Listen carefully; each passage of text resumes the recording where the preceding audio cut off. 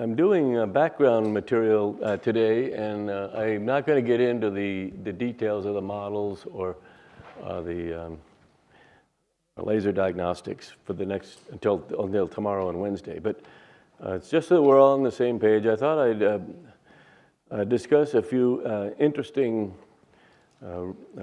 problems. One is flame liftoff and blowout, and then I'll say something about, again, these are what we call phenomenological models.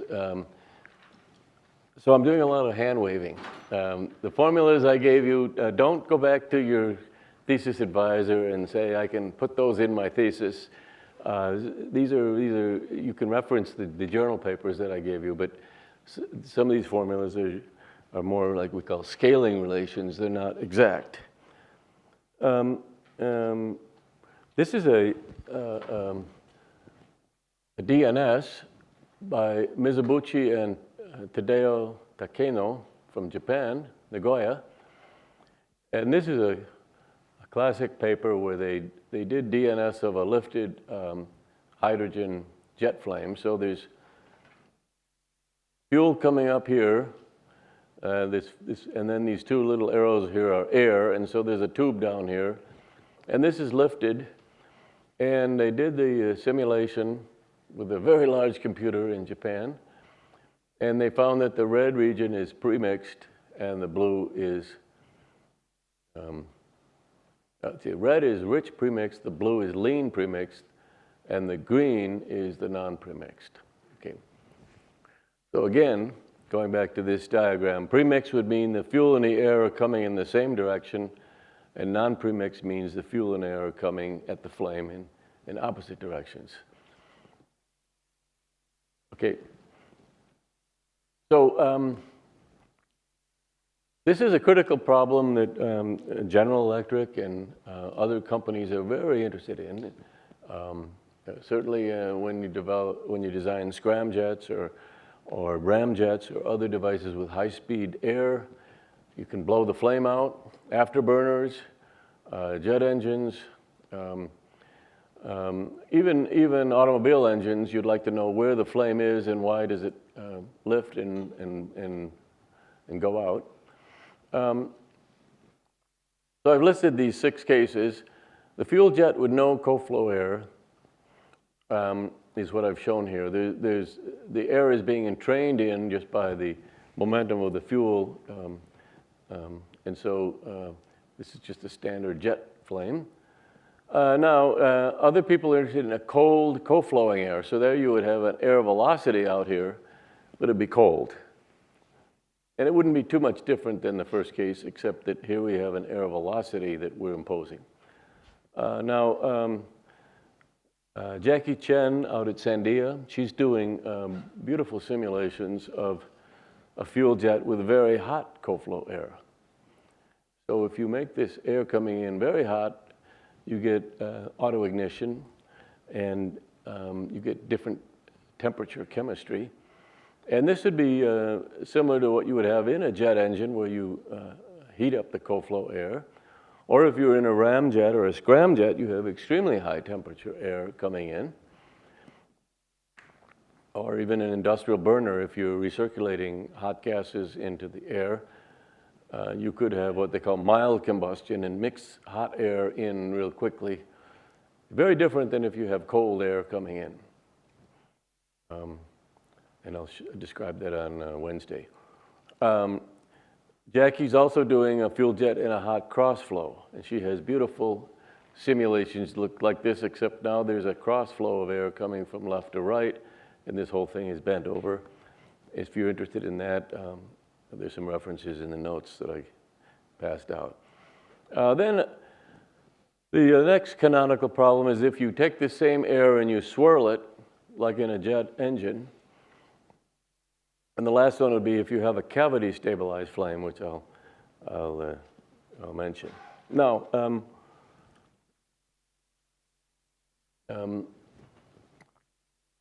here's the basic idea of the lifted jet flame. So here we have fuel coming out this tube, and we have a stoichiometric contour. So the dotted line I've drawn here is where, on average, the fuel and the air are at stoichiometric proportions. Now, inside the dotted line, we have fuel and products. Outside the dotted line, we have air and products. And right on the dotted line, on average, we have both fuel and air in a very thin line.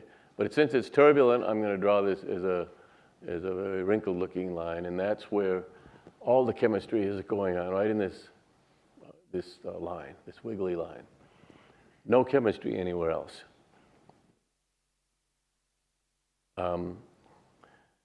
Okay, so UF is this velocity, Z is the stoichiometric mixture fraction, so it's like the fuel-air ratio, but it isn't quite the same because the way we define this, it's a mass fraction of hydrogen atoms, and so it's similar. Now, U sub S is the velocity of the axial velocity of the gas mixture along this dotted line. Now, if you look in Professor Kuo's book, or well, he has two books, several books, the turbulent combustion book and then the regular combustion book. He has a very nice argument that the U sub S is the axial velocity along the stoichiometric contour. And the argument is that it's constant. Now you say, how could that be? Really high velocity here and low velocity here. Well, no. If you take a look at the conservation equation for mixture fraction Z and the conservation equation for the axial momentum, which is U, and divided by U sub F, for a jet flame, there's no pressure gradient term, and so these two equations are identical. And Kuo even solves them for the laminar case and shows that the formula for Z and the formula for U are identical formulas everywhere in a non-reacting case. And now, how could that be? I mean, you have rho U du dx, rho V du dy, then you have a diffusion term, but there's no source term in the momentum equation. It's just you have a dp dx term. Okay, that's the source term, but in the jet, there's no pressure differences. So there's no source term in the momentum equation.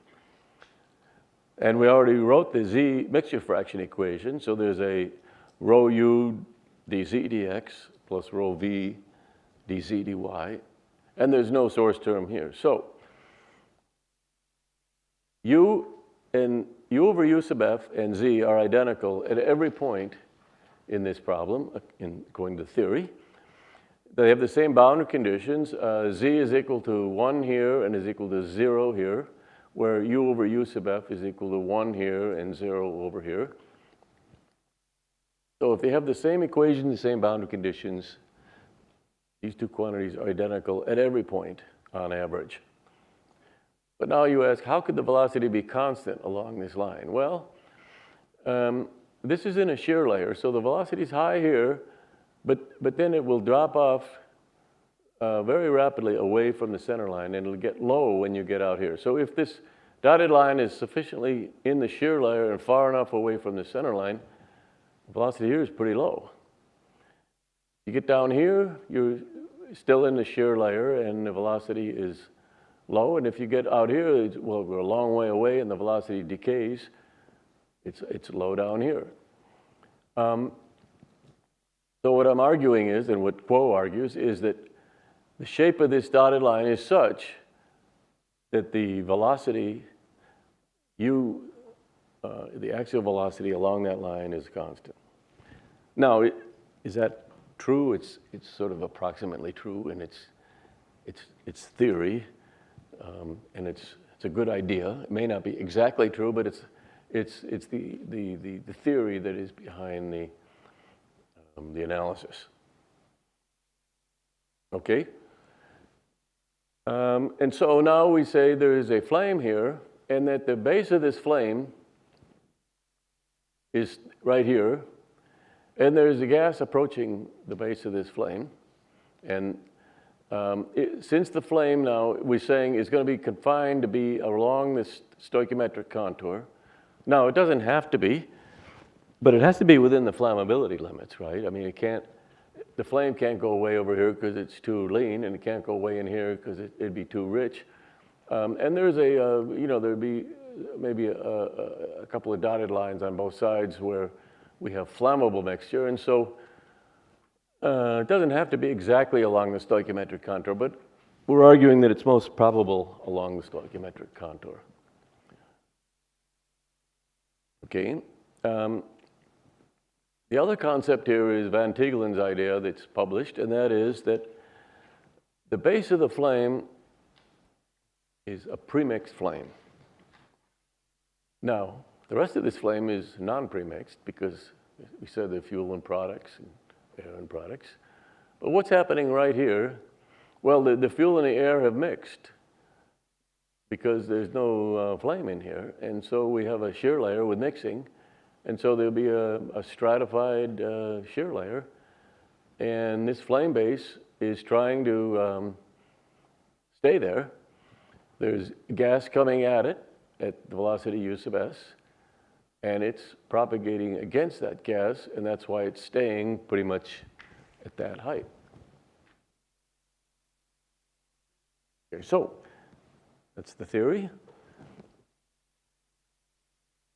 So Van Tigland, this is a long time ago. This is one of the first volumes of Combustion and Flame, and these are Belgian authors. Really, really, really good work a long, long time ago. And the first requirement he states is that the gas velocity approaching the flame base has to equal the burning velocity of the base, which means it's the propagation speed of a premixed flame that's trying to go upstream at that point. So from what I said last time, the argument is that along this line, u sub s is constant. And roughly, that's what we believe it should be. Actually, I know of some papers in the literature, and people have measured this, Mongol at Stanford and others, and this isn't too bad. Now, the propagation speed of the base, that's what we don't know. We don't know what it is. But we have a feeling that as your flame gets closer and closer to the fuel injector, the shear layer has larger and larger gradients. And so, if you're propagating into something with very large gradients, flow here on the top is much faster than down here. And so it's in a shear layer that's really trying to rip this flame apart. Professor Law has the classic theory of flame stretch that would say the flame doesn't like to be there. Now, let's assume that it may not be the only answer, but that's a really good answer. So the flame doesn't like to be there. So in some way, the propagation speed of the base is probably going to be lower in here, and Professor Law's theory says it should be if it's highly strained. So we have an equilibrium point here where the two are matched, and this is what Van Tigland says determines the liftoff height of the flame. U sub s equals SB. But then there's another stability criterion. If you take the derivative, ds base ds, now what is that? That's going to be a positive number. It's the slope of this line. It's got to be greater than dus dx. And here's x. So dus dx in this case is 0 because us is constant. So that is a stability criterion. I wanted to maybe explain this a little bit. I don't know if I have put this. Now, put it on a separate slide. Okay. So now, if you're at point A, if the flame base is at point A, we're at the equilibrium point. These two velocities are matched, and it just sits there. Now, if there was a small perturbation and the flame was to be perturbed to move downstream, maybe due to some unsteady event or something, it moved downstream. It now would be at a location where the propagation speed is larger than the gas velocity coming at it. So if the flame's propagating faster than the gas is coming at it, it's going to move upstream. And in fact, it's going to move upstream exactly at the speed S base minus u sub s. Flame will propagate upstream at S base minus u sub s. So it'll go back to this point. But then if it moved over here, it'd be at a point where the propagation speed is real low, and it would get pushed back by the gas velocity, get pushed back to A. So whether it moves here or moves here, it gets pushed back to A. Okay?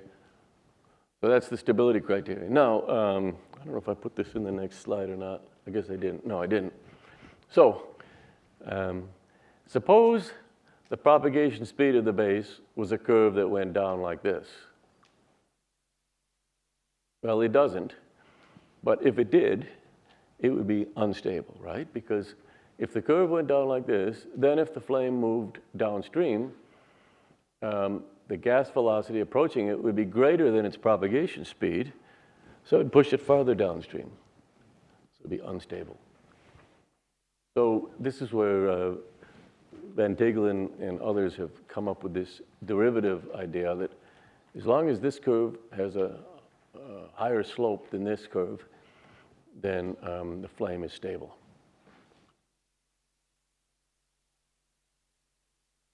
So if you want a nice stable flame, you've got to design it to have some place where these two curves cross, and this curve has to have a higher slope. Okay. So now, this is a scaling analysis, which means there's nothing exact about it. But if you take this formula that says, according to Quo's argument, the velocity along the stoichiometric contour is equal to the fuel jet velocity times the stoichiometric value z, which is like 0.05. And so if you take that formula, and then we need a formula for the propagation speed of the base. And we don't know what that is. And maybe some of you can come up with better formulas, but let's suppose, now it's going to be a function of the Karlovich number and the strain rate. But now, we can take Professor Law's theory, or we can take another theory, but here's one particular formula in which it says that if there's no strain, we expect this number to be S sub L, and so this becomes 0 if there's no strain. And if strain gets large, it always tends to make the flame go slower. Now, this is a little different from Professor Law's theory, but we don't know exactly what happens for large strain rate. Professor Law's theory is only good for in the limit of small strain rate. So let me just hypothesize that this is one possible curve. It's just a curve that, as you can see, it's a function that that has this particular behavior, and the strain rate gets larger as you get closer to the burner. So if you plot this function versus x, it'll have the positive slope, as we said. So if you do that, you end up with a formula. Now, it isn't going to follow exactly this formula. It's going to have a function here, which is it's going to depend on a few parameters in here. But you see you get a u sub f, which comes from here. S sub L is here and is here, and there's an S sub L in the Karlovich number. And so you get this non-dimensional, this number, which has the dimensions of length, h. And so we're setting x equal to h. Now, x comes in here because the Karlovich number depends on the velocity gradient, which gets larger with smaller x. So if you put that in, you get a formula that looks like this. And in fact, this function f is a weak function. And so you get pretty much this formula, which happens to be the right formula. So what have I done here? I've made a bunch of assumptions, and I end up with the right answer because I know from the experiment what it is. So this is a type of scaling analysis that just explains what's happening here. No, it doesn't prove that it's right. It just says that this is a way of thinking of it. Now, the blowout velocity of a jet flame, again with the Kalgotky and others have shown that the downstream of the flame length, L sub f, that's where we've mixed the stoichiometric.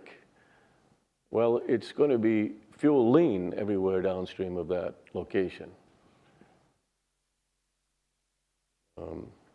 And this is, if we're on the center line, x equals L sub f, it's going to be the end of the flame, and anywhere downstream of that is going to be fuel lean.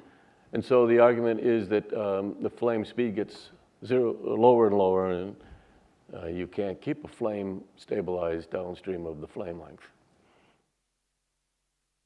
the stoichiometric mixing length.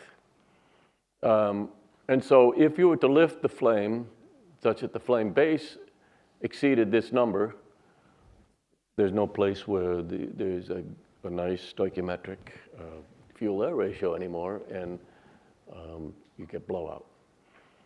This is very approximate because the flames generally don't lift all the way out, to their typical length. They don't lift one flame length. They typically lift about a third of the flame length, and they blow out.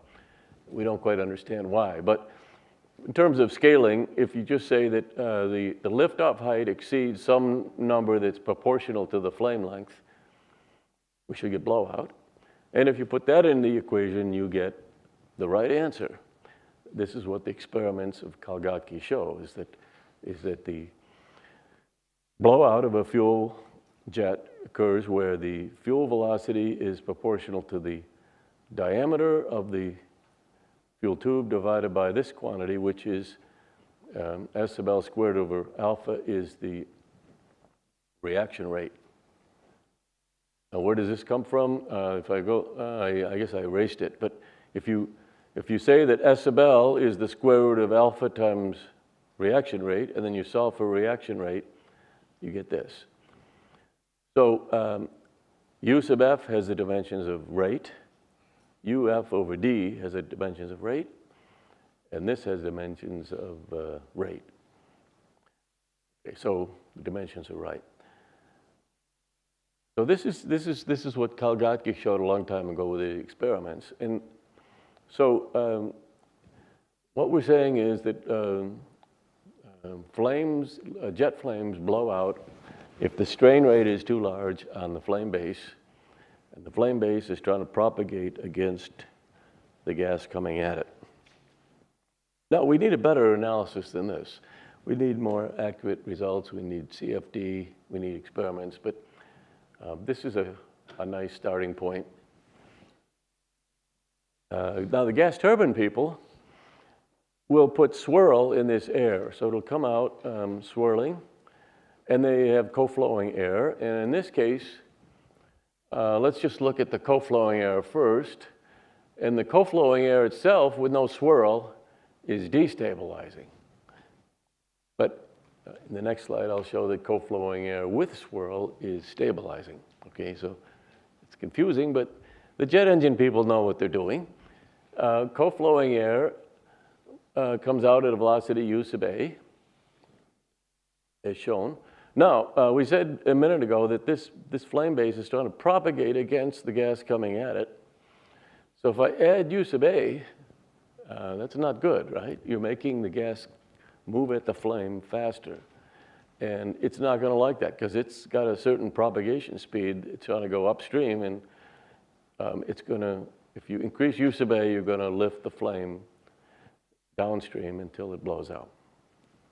And that's exactly what people see. There have been work by lots of people, and since I made the slide up, I put my students, this is Rui-Hung Chen, and this is Doug Fikema, and they took some nice data, but other people have taken nice data, and pretty much corroborates this idea that if you plot the fuel velocity at blowout, you get a number here, and if you put coaxial air velocity in, these curves look like this, which means you have a smaller stable region, and you tend to blow the flame out if you have higher coaxial air velocity. In other words, this is the highest point. This is the highest fuel velocity you can get, and that's with zero coaxial air velocity. So you don't want to put coaxial air velocity in, but if you put swirl in, again, Rui-Hung Chen and Doug Fikema measured some quantities, some blowout limits, and they found that this curve can get very, very large where you have a stable region, and you can go to much higher fuel velocities if you put swirl in. Of course, the gas turbine people knew this for a long time. They just hadn't carefully measured both the lean and rich blowout limits. So this would be the lean blowout limit. This would be the rich blowout limit.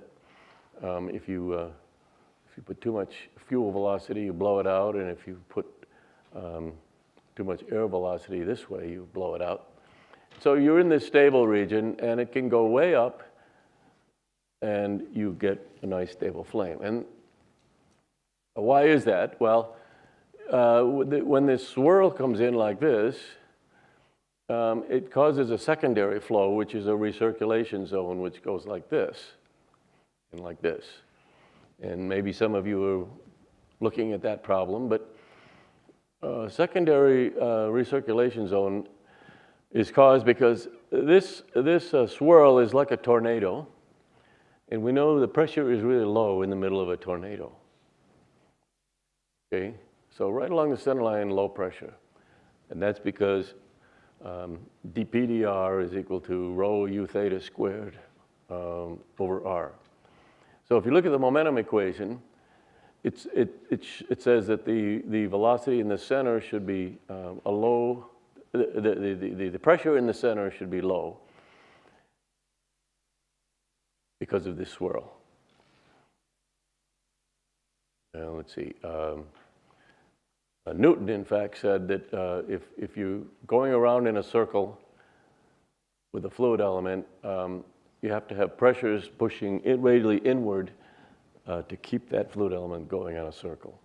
So if the pressure is pushing radially inward, that means that you have to have high pressure on the outside and low pressure on the inside. Anyway, you always have low pressure on the inside of a swirling flow, and that will cause the flow to recirculate into that low pressure region like this, and that will create a complicated low velocity region here, and that's where the flame stabilizes. So it's consistent with what Van Tigland said. You're looking for low velocities coming at the flame, and that's what keeps the flame stable. This upstream end of the red line is looking for a low velocity to keep it stable. And the same thing is true now. This is a cavity stabilized flame. When you build a scramjet, you can't put swirl in because you don't have swirl vanes. And when you have a scramjet, you have really high temperature air because you have hypersonic flight, and so you have very high stagnation temperatures. So the way you stabilize a flame in a scramjet is to have a cavity. So this is the high speed, high temperature air. You put a cavity here, and then you inject fuel upstream of the cavity, and some of that fuel gets entrained in the shear layer into the cavity, and that is a nice low speed place where the flame can stabilize. And then it burns here, and then you get this red line, and it actually goes out into the flow and burns the fuel wherever the fuel has gone. But right at the beginning of the cavity, we've created a low-speed region, actually negative velocities, subsonic, and there's a shear layer. And you can use the same argument that Ben Tigland postulated, and you can plot u as a function of x along this stoichiometric contour, and it might look like something like this. And the velocity of the base of the flame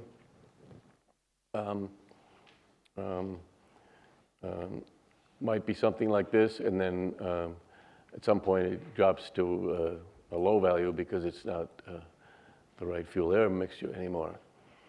But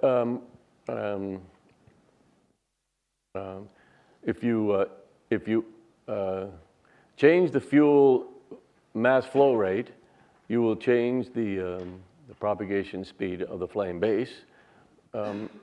Now, it depends on whether you're rich or you're lean.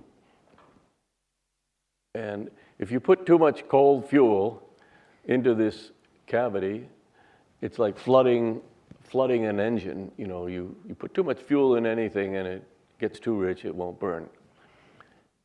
If you put too little fuel in, then it's too fuel lean and it won't burn.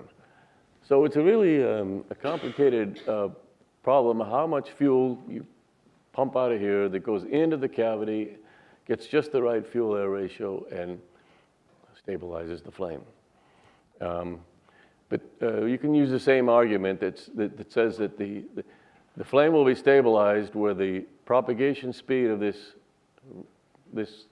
point on the red line equals the gas velocity coming at it, and in a shear layer, it'll decay something like that.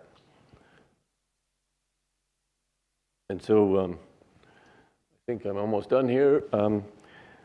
The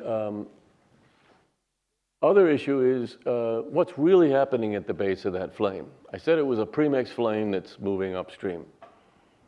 So now I'm drawing it in a different way here. The gas is coming at it this way. This is the stoichiometric contour.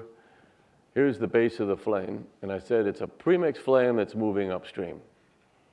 Well, it's really what they call a triple flame. And Professor Bray at Cambridge, Professor Buckmaster at Illinois, Professor Kendall, and I'm sure Professor Law have thought about this. I think Buckmaster has done the most work, and Bray has done a lot of work. If you look at the structure of the flame base, it's stratified. So there's a lot of fuel over here, a lot of air here, and there's a shear layer here. And so we have a fuel-air ratio gradient. And the stoichiometric contour might be right along here, and over here it's rich coming in. And so we might have a rich premix flame. It's still flammable. And let's say right up to this point right here, the equivalence ratio is below 2. And for hydrocarbons, it's still flammable. But let's say outside of this point, the equivalence ratio is greater than 2, it won't burn. And on this side, let's say it's there's a streamline here, and its equivalence ratio of less than 0.5, and so it can't burn out here, but right in here it can burn. But the place it likes to burn the best is where it's stoichiometric, right here. Then when the air and the fuel, which are very lean here, they burn, there'll be products and air right in here. Products and air. On this side, there's excess fuel. It's a rich flame, and so there'll be fuel and products on this side. So right between those two, you can have a non-premix flame because there's fuel here and there's air here and products everywhere. So you argue there's a rich non-premixed flame here. And the non-premix flame just continues on down into the rest of the, to form the rest of the flame. But then this flame is argued to be, it ends right here because it can't go any further because it's too lean over here and too rich over here. Okay, now some of you probably have thought about this and maybe even modeled this. It's a really nice problem. The question is, how fast does this flame propagate? And does it propagate the same speed as a stoichiometric flat flame? And the one thing you have to keep in mind is that the streamlines are diverging because the gas has to go around this obstacle. And so if you draw streamlines that look like this, you can argue that the velocity here is not the same as the velocity here. And so the stability criterion is that the speed of this wave has to equal the gas velocity right at this point. And this velocity might be quite a bit less than this velocity. So the thought is that maybe this triple flame can effectively propagate faster than a flat flame because the flow has slowed down here. Now, we need more work to prove this idea, but if that's the case, that would explain why you can often stabilize flames in high-speed flows when you didn't think they would stay there, you know. But this triple flame is a really interesting problem, and I think it needs to be studied more to understand flame blowout. Anyway, if you're interested in this, again, these are scaling ideas that are real simple. I suggest these papers that you can look up. Now, I think maybe I'll stop here because we're all kind of tired, and maybe if maybe do people want to ask some questions, or we could do that for a few minutes and then we could just quit and you could ask me questions privately. How about just some general questions that you may want to raise?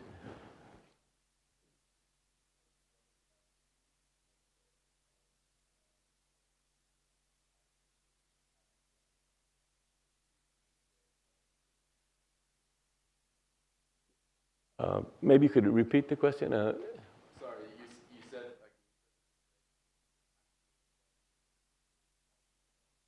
Oh, yes. Yeah, so I was wondering, is it possible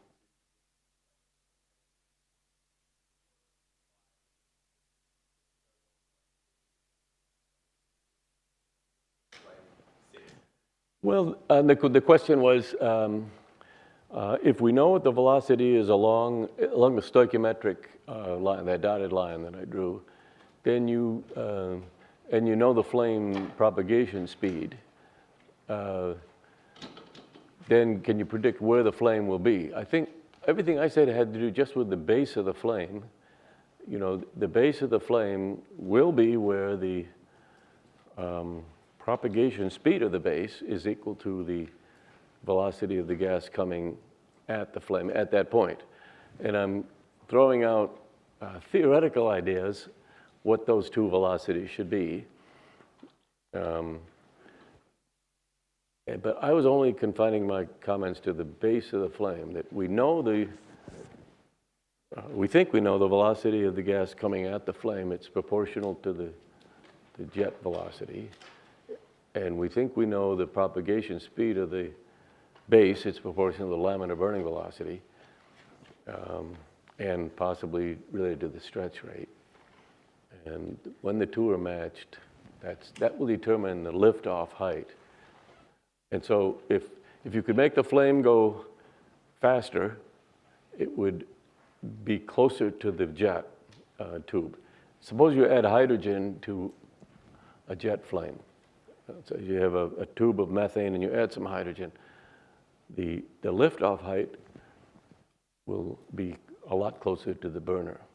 In fact, if you put a lot of hydrogen in the fuel, it won't lift off at all. You can't get it to lift off. If you put a really low flame speed gas like carbon monoxide put carbon monoxide in the fuel, the flame will be way downstream and it'll blow out. So it all depends on the flame speed and the gas speed, which we sort of know, but this analysis helps to speculate on where it should be. Another question?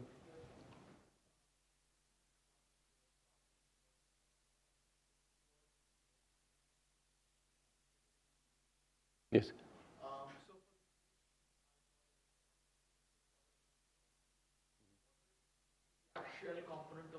That's a good question. Yeah, it's only the axial component, and the swirl number is the ratio of the tangential component to the axial component. Oh, the question was on that plot, the air velocity, is it only the axial component? No, it was not the magnitude, it was the axial component. What swirl number? We've varied it. It was a long time ago. Typically you go from about 0.5 to 1. That's the ratio of that's the swirl number. That is the ratio of the tangential velocity to the axial velocity. And that's typical of jet engines. Yeah, and not Yeah. the ratio of velocity. Yeah. Yes. Another question?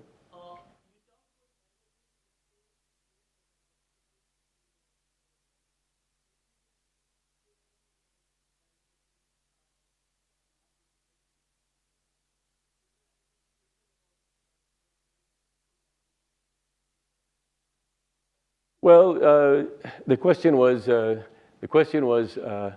that last slide I showed streamlines diverging around some flame structure, and that causes, if subsonic flow diverges, it tends to cause the area to increase between the streamlines, and so that tends to slow the flow down.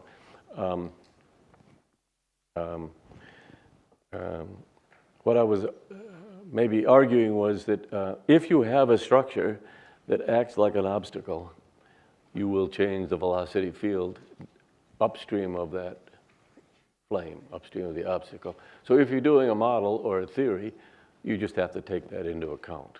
And so people who look at triple flames try to explain why does a triple flame go faster than if it was just a premixed horizontal flame, it would have a certain laminar burning velocity. But if it's a triple flame, it seems to go faster than that. And it's possibly due to the flow divergence caused by the geometry of the flame. But we don't know. I mean, that's an open question. I guess I'll take one more question maybe, and then we can quit.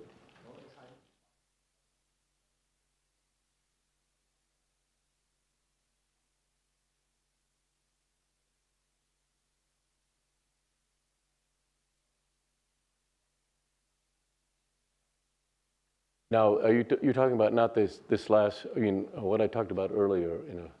Are you talking about this flame blowout analysis? Mm-hmm. Mm-hmm.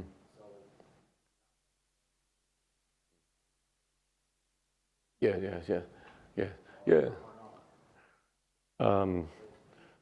I think it depends on who you talk to. Professor Bradley from Leeds has a Lewis number in the formula, which was a strain rate, and he has a Karlovitz number in the formula. So, the formula that I gave you for the turbulent burning velocity, the question was, how do you include strain rate and Karlovitz number in the turbulent burning velocity formula? And what I showed was formula derived way before any of that was thought of. Bradley has argued that yes, you need a Karlovitz number in there, but the problem is we haven't yet agreed upon how best to do that. If you look at the experimental data, it doesn't, it's not conclusive, So yes, we should have a strain rate in there, yes, but we don't know exactly how to do it. Maybe somebody here can figure it out. Okay, why don't we quit since we're tired for the day? And I'll be here for the next 15 minutes. You can come up and we can argue about whatever.